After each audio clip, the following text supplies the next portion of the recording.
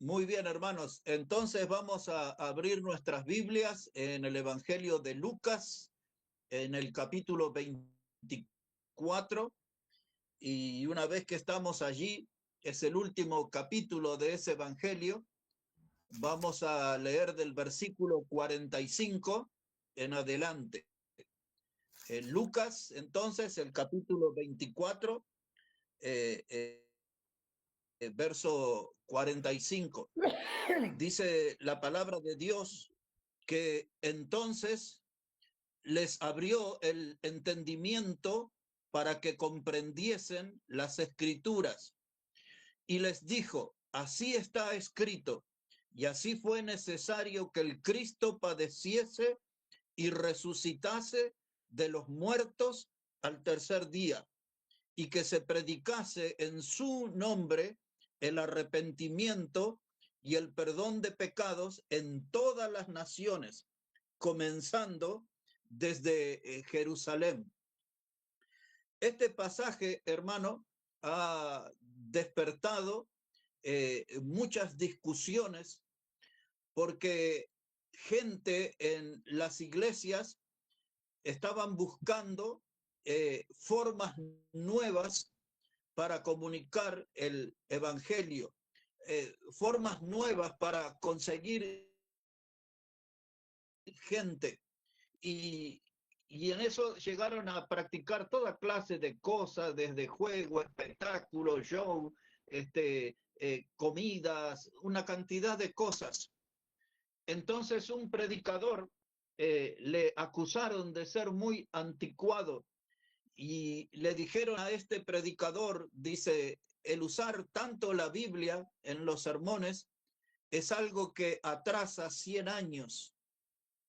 Y el predicador les respondió, dice, pero mi intención es que el estilo de predicación que tengo me lleve atrás 2000 años. En otras palabras, él estaba diciendo, yo quiero predicar de acuerdo al modelo original. Yo quiero predicar sin salirme de la fuente. Y aquellos primeros hombres que caminaron con el Señor, dice el pasaje que se les abrió el entendimiento para que comprendiesen las escrituras.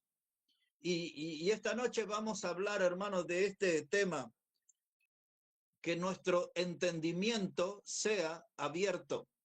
Nuestro entendimiento sea abierto.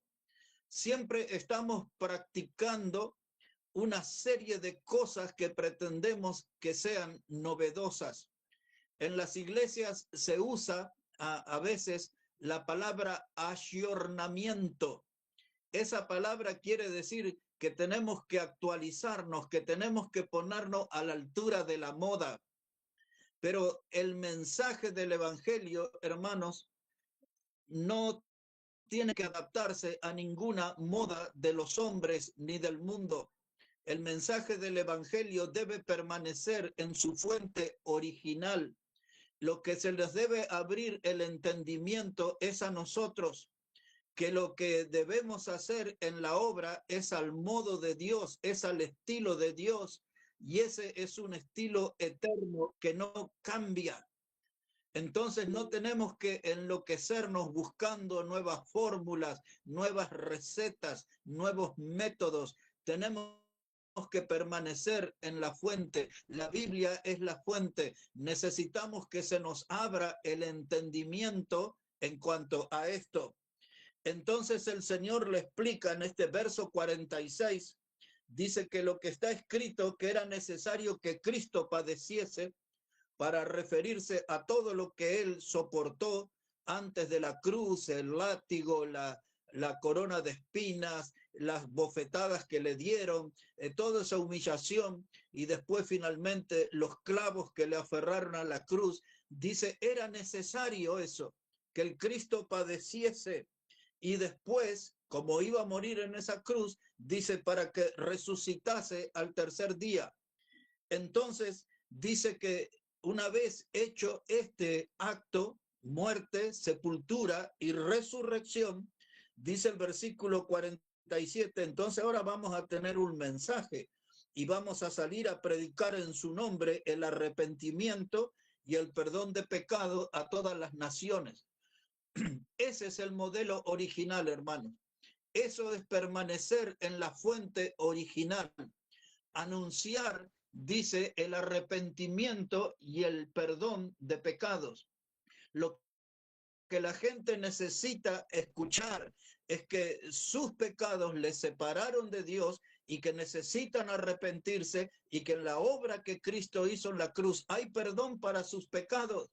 Y no quiere Dios, hermanos, que prediquemos acerca de otras cosas, por más modernas o novedosas que sean. Lo que Dios quiere es que permanezcamos en ese mensaje, predicar el padecimiento de Cristo, predicar el llamado al arrepentimiento, predicar que hay perdón de pecados en Cristo para el hombre pecador. Entonces, hermano, ese es el modelo. Otra vez, por si no entendieron, un predicador bautista había usado muchos textos en la palabra de Dios y alguien le acusó que ese estilo de predicación, de usar mucho la Biblia, era algo que atrasaba 100 años. Y el predicador se sintió un fracasado porque él dijo, mi intención es volver atrás 2000 años. Es decir, predicar como predicaron los apóstoles, predicar como predicaron aquellos primeros hombres que pusieron de pie la iglesia, que con pasión alcanzaron las almas con la predicación. No estaban usando cosas modernas, no estaban usando ellos filosofías ni cosas de la cultura griega que era dominante en esos tiempos. Ellos usaban Biblia, usaban palabra de Dios. Eso era lo que funcionaba. Esa fue la herramienta que Dios les puso en sus manos, la palabra de Dios. Y ahora algunos andan buscando cosas modernas, pero la herramienta está en nuestra mano, es la palabra de Dios. Esa es la llave que abre puertas en el corazón del pecador. Esa es la llave que abre las puertas de las almas afligidas de nuestra generación. Es la palabra de Dios. Esa es la herramienta. Ese es el instrumento. No hay que salir del molde. No hay que alejarse de las raíces. No hay que alejarse de las fuentes antiguas, ni por supuesto de las sendas antiguas. El modelo es el que el Señor instaló, 2 en 2, casa por casa, anunciando a este mundo que Cristo padeció, anunciando a este mundo que debe arrepentirse de sus pecados, anunciando a este mundo que hay perdón en la sangre de Cristo. Ahí está, hermano. Eso es todo. Y ahora, ¿cómo vamos a hacer? ¿Cómo lo lograron esa gente? Observen ahora en el libro de Hechos de los Apóstoles, el capítulo 1. Hechos de los Apóstoles, el capítulo 1. El Señor resucitado había compartido con los apóstoles 40 días y luego el Señor fue arrebatado delante de sus ojos y llevado en una nube al cielo. 2 varones de vestiduras blancas le dijeron a los apóstoles, ¿qué estáis mirando al cielo? Porque este mismo Jesús, así como lo habéis visto ir, vendrá. Entonces esa era la promesa de que Jesús iba a volver. ¿Qué hicieron los apóstoles después de escuchar esas palabras? Véalo conmigo. Hechos capítulo 1, versículo 12. Hechos el capítulo 1, versículo 12. Dice la palabra, entonces volvieron a Jerusalén los apóstoles, desde el monte que se llama del Olivar, el cual está cerca de Jerusalén, camino de un día de reposo. Y entrados subieron al aposento alto, donde moraban Pedro y Jacobo, Juan, Andrés, Felipe, Tomás, Bartolomé, Mateo, Jacobo, hijo de Alfeo, Simón el celote, y Judas, hermano de Jacobo. Todos estos perseveraban unánimes en oración y ruego con las mujeres y con María, la madre de Jesús, y con sus hermanos. Mire, hermanos, ahí estamos frente a un ejército mixto, es decir, compuesto por hombres y mujeres. Era un ejército de oración, de guerreros de oración. Las oraciones de ellos apuntaban en 2 direcciones: que Dios derramara el Espíritu Santo y poder sobre el predicador, y en la otra dirección, la oración, era que la palabra produjera quebrantamiento y salvación del pecador.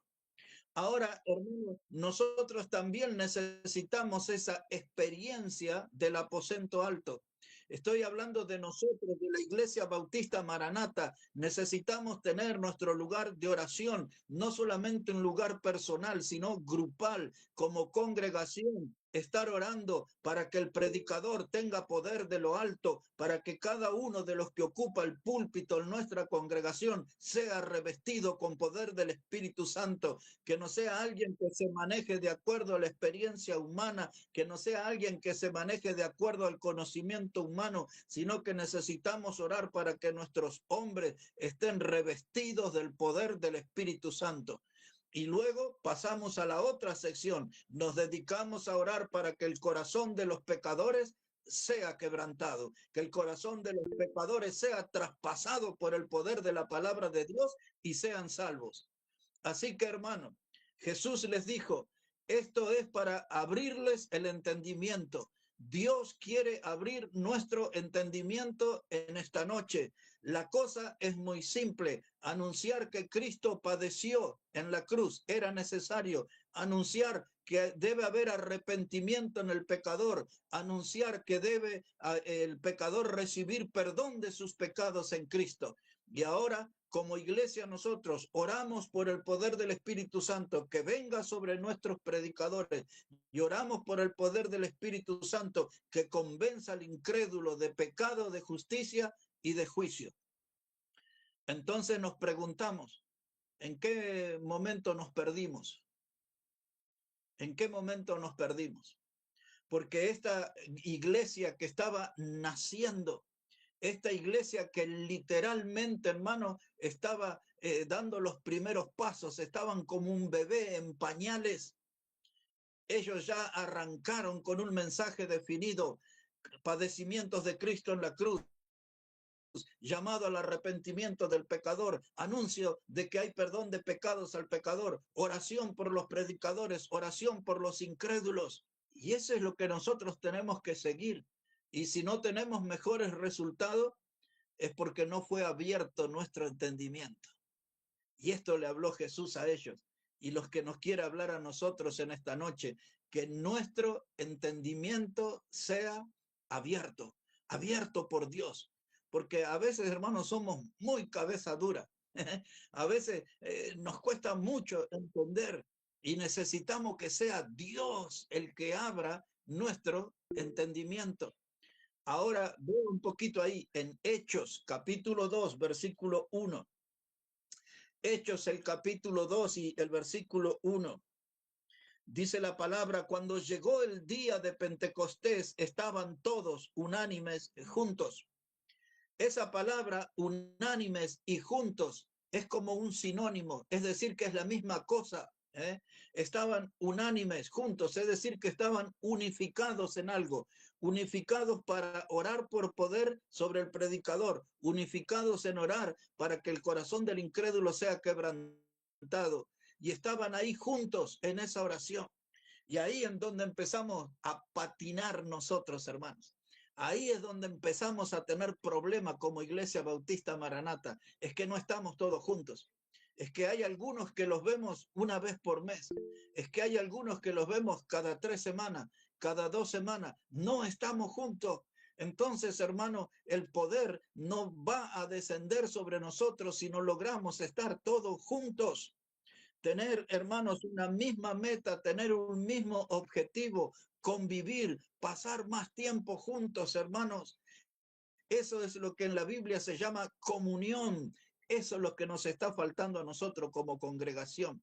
No es suficiente vernos un par de horas el sábado. No es suficiente vernos un par de horas el domingo. No es suficiente, hermano, ver nuestras caritas chiquititas aquí en este encuentro de los jueves. Necesitamos más comunión, estar en la misma sintonía.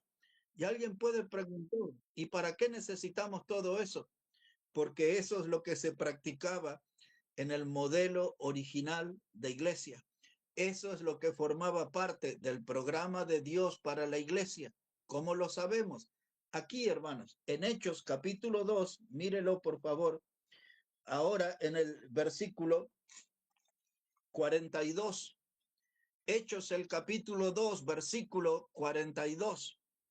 Mire cómo dice la palabra. Y perseveraban en la doctrina de los apóstoles, en la comunión unos con otros, en el partimiento del pan y en las oraciones.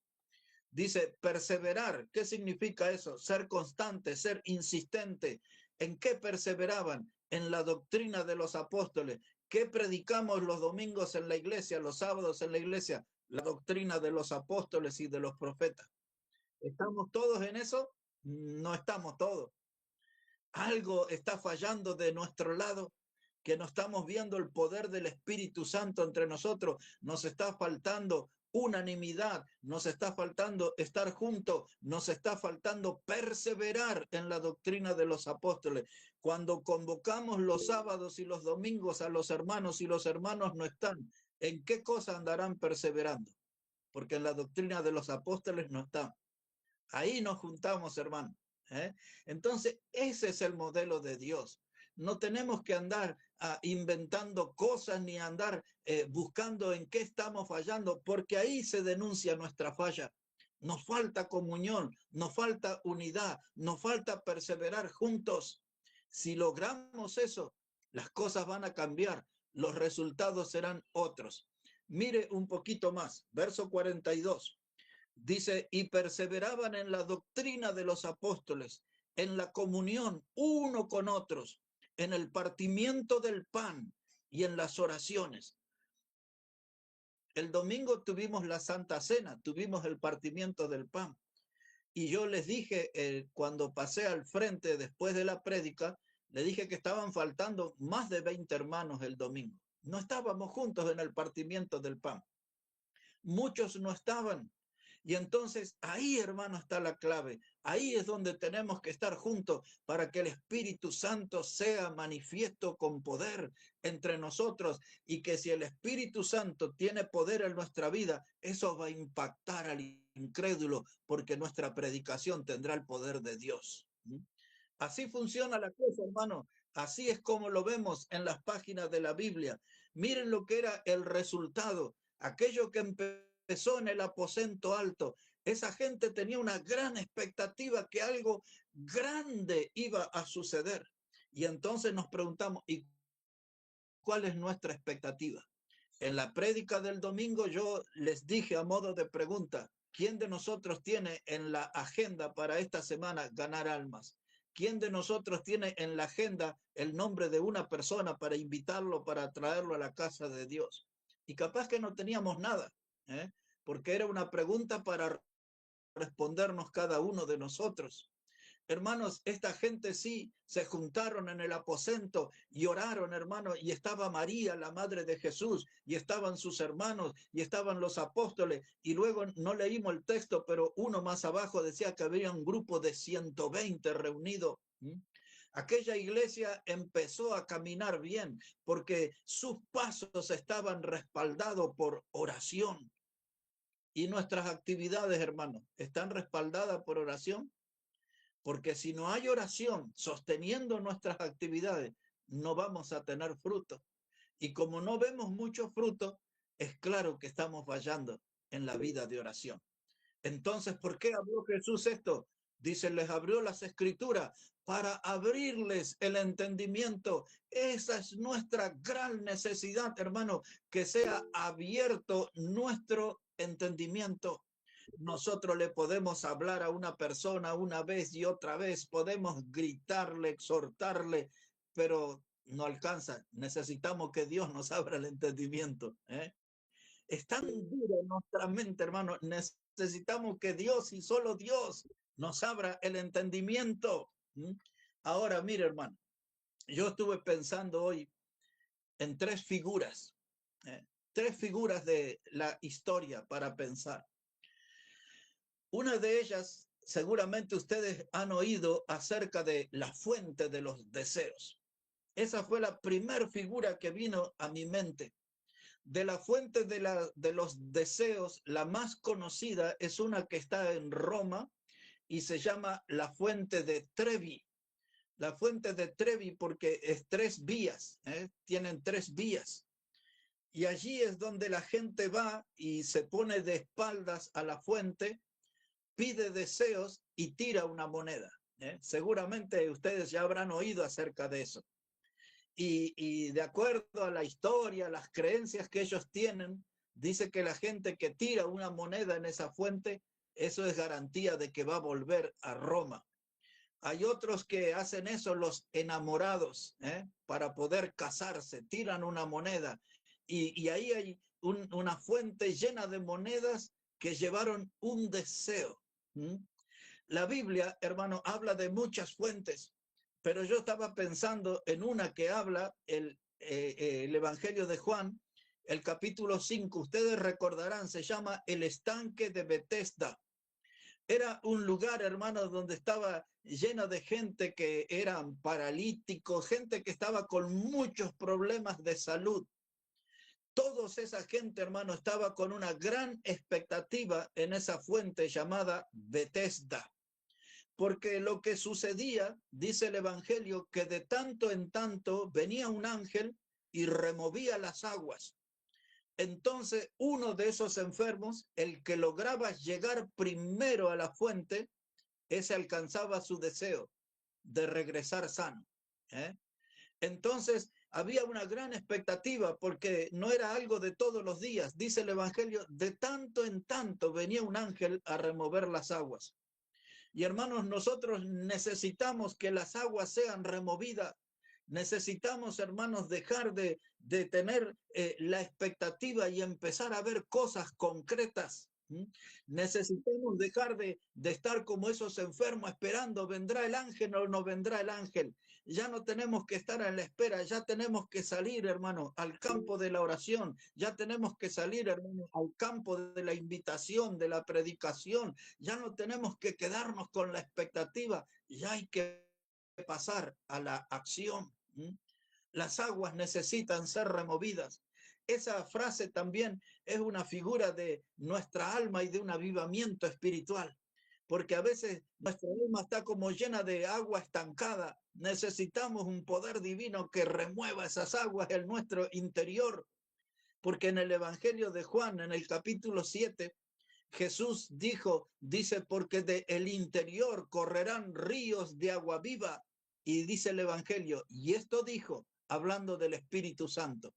Entonces en nuestra alma las aguas necesitan agitarse, no por un ángel, sino por el Espíritu Santo de Dios, que remueva, que nos haga salir de la tranquilidad, que nos haga escapar de la paz de los cementerios que estamos viviendo con nuestra alma, hermano.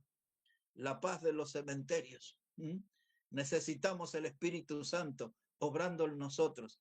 Hermano Josué cantó el domingo en una de esas alabanzas agrupadas, decía, no es con espada ni con ejército, es con el Santo Espíritu. Eso es, hermano. Necesitamos que el Santo Espíritu sea el que nos mueva, el que nos sacuda un poco, el que haga temblar los cimientos de nuestra vida cómoda y nos ponga en la acción. Una figura de la historia, la fuente de los deseos. ¿Cuál es nuestro deseo? Ver almas salvas, ver una iglesia que crece, ver vidas más consagradas, ver familias más bendecidas, y ahí podemos agregar una cantidad de deseos. No hay que tirar ninguna moneda en ningún lado, solamente hay que pedir a Dios y ponernos en acción. La segunda figura que yo estaba pensando de la historia es la antorcha que se usan para inaugurar los Juegos Olímpicos cada 4 años. Eso tiene un origen en lo que se conocía como la mitología griega. Había un hombre que se llamaba Prometeo y ese le robó el fuego, dice esa historia, ¿no? Es una historia nada más. Dice esa historia que Prometeo le robó el fuego a Zeus, que era el dios máximo del Olimpo griego, y que ese fuego lo distribuyó entre los humanos. Y después la historia es larguísima, pero ya no nos importa. Y entonces, hermano, lo que necesitamos es esa antorcha ese fuego, pero no el fuego ese de Prometeo, necesitamos el fuego de Dios, el fuego de Dios tocando nuestra vida, transformando nuestra vida en una antorcha llena de vida, como era Juan el Bautista, que dice que era una antorcha que ardía y alumbraba, dice el Evangelio, y que nuestras vidas puedan ser esa antorcha encendidas con fuego del altar de Dios, y que seamos nosotros antorchas vivientes que alumbremos y que podamos arder. Esa palabra arder lleva la idea de que podamos consumir nuestra vida, que nuestra vida se vaya derritiendo en el servicio a Dios. Hermanos, yo ya me miro en el espejo cuando me afeito y ya me veo tantas arrugas, pero más temor me da cuando subo al ascensor, porque ahí hay un espejo grande y ahí me veo ya más viejito, me veo que el tiempo ya fue pasando. Mi vida se ha ido desgastando físicamente, pero estoy en el Evangelio, estoy en el camino. Tuve que luchar mucho para mantenerme. En el camino hubo muchas tentaciones, en el camino hubo muchas flaquezas, en el camino hubo muchas persecuciones, muchas necesidades. En el camino hubo muchas batallas que produjeron heridas y cicatrices, pero los años pasaron, todavía estoy en el camino. Pero necesito ser una antorcha que arde, necesito ser una antorcha que alumbre, no un chispazo simple, no un fogonazo, ¿eh? No necesito ser la luz de un fosforito, la figura es ser una antorcha. Y eso, hermano, fue Juan el Bautista. Y dice que muchos quisieron regocijarse en su luz, pero Juan el Bautista solamente vivió un periodo de tiempo breve. Ustedes y yo también, por más que vivamos 80 años, 90 años, es un periodo de tiempo breve. ¿Mm? Pero mientras estamos, hermano, tenemos que alumbrar. Mientras estamos, tenemos que arder. No necesitamos el fuego de los dioses griegos. Necesitamos el fuego del Dios de la Biblia, fuego del altar celestial, hermanos, encendiendo nuestra vida, porque ese fuego sí funciona y ese fuego que viene de Dios no se apaga, hermano. Así que una fuente de deseos, almas salvas, una iglesia que crece, familias bendecidas y otros deseos más. Una antorcha hecha viviente, que nuestra vida sea una antorcha que ilumine, que sea bendición, que sea un testimonio reluciente, animador, motivante para otros. Y la tercera figura que me vino en esta mañana de la historia se llamaba la historia la hoguera de las vanidades. Había un sacerdote católico que se convirtió a Cristo, el Nápoles. Creo que el otro día me parece que el equipo de Nápoles salió campeón del fútbol italiano. De ahí era este hombre, se llamaba Jerónimo Savonarola, pero él se convirtió a Cristo, era un sacerdote, no recuerdo si llegó a ser hasta cardenal, pero este hombre se convirtió a Cristo y tenía una voz, hermano, dice que retumbaba, pero a larga distancia, una voz como de trueno. Y este hombre, al ver el pueblo volcado a las vanidades de la vida, este hombre predicó, hermanos, y desafió al pueblo a traer todas esas cosas mundanas y hacer una hoguera lo más grande posible. Y la gente traía obras de artes donde tenía pinturas con escenas de desnudez. La gente traía libros que eran de la magia y que eran libros que eran sumamente mundanos. Dicen que las mujeres traían sus espejos y tiraban al fuego, y dice que traían sus maquillajes y sus vestidos y traían esculturas y traían canciones mundanas escritas, y todo eso alimentaba el fuego de la hoguera de las vanidades. Y después que todos se desprendieron de esas cosas mundanas, hermano, entonces ahora estaban libres en su vida para servir a Dios. Ese hecho de la historia me hace pensar que nosotros para servir a Dios tenemos que despegarnos de muchas cosas del mundo. Pero ninguno de ustedes necesita que un predicador le diga tal cosa, tal otra cosa. Ustedes necesitan oír a Dios y Dios le va marcando lo que es bueno. Dios es el que le dice, todo te es lícito, pero no todo te conviene. Dios es el que dice, todo te es lícito, pero no todo te edifica. Todo te es lícito, mas no te dejes llevar de ninguna de esas cosas, de las que son del mundo. Necesito dejarme llevar por la palabra de Dios. Ahora, mis hermanos, quiero terminar este mensaje pensando en Pentecostés. Imagínense el cambio que hubo en aquellos hombres. Dice la Biblia que cuando Cristo murió, los apóstoles estaban en una habitación, quizás era esa misma, seguramente era esa misma, del aposento alto, y dice que estaban tristes y llorando. ¿eh? Y así fue donde el Señor se les apareció resucitado. María Magdalena había anunciado al tercer día que había visto a Cristo resucitado y le dio aquel mensaje, decidle a Pedro y a los otros que voy delante de ellos rumbo a Galilea. Pero aquellos estaban permaneciendo en incredulidad. Parece que se habían olvidado de las enseñanzas de las Escrituras. Por eso necesitaban que les abriese el entendimiento. Por eso nosotros también necesitamos, hermano, que se nos abra el entendimiento, porque nos olvidamos de las verdades de Dios, de las verdades bíblicas. Y hermanos, ahí se pusieron a orar. Y dice que en Hechos 2, verso 14, dice que poniéndose de pie Pedro y los otros, es decir, 12 hombres, porque ya estaba Matías con ellos. Y dice, y alzó la voz. ¡Wow! Ahora sí había un mensaje para predicar. Este no era un murmullo, hermano. Esto era un mensaje a viva voz, a los gritos. Esa multitud necesitaba escuchar el mensaje. ¿Cuál era el mensaje? Que Cristo había padecido conforme a las Escrituras, que había un llamado al arrepentimiento de los pecadores y que había perdón de pecados en la sangre de Cristo. Lo mismo que vimos en el último capítulo de Lucas es lo que encontramos como columna central del mensaje de Hechos capítulo 2 en Pentecostés. El resultado, ustedes y yo lo conocemos. 3.000 fueron salvos, 3.000 fueron bautizados y dice la Biblia, 3.000 fueron agregados a la iglesia. Y ahora yo les comparto esta frase. Dios, ¿puedes hacerlo otra vez? ¿Qué les parece? Nos animaremos a orar ahora que se nos refrescó la historia, ahora que la Biblia nos abrió el entendimiento de nuevo, ahora que vimos a aquellos hombres que eran como nosotros, que predicaron llenos del Espíritu Santo, respaldados por la oración, aquellos hombres que vieron los corazones quebrantados de los pecadores salvos, viniendo a bautizarse y a sumarse a la iglesia, y ahora, hermanos, nos queda a nosotros la decisión, mirar al cielo y decir, Dios, ¿puedes hacerlo otra vez? ¿Puedes hacerlo otra vez? Ese es nuestro desafío, hermano.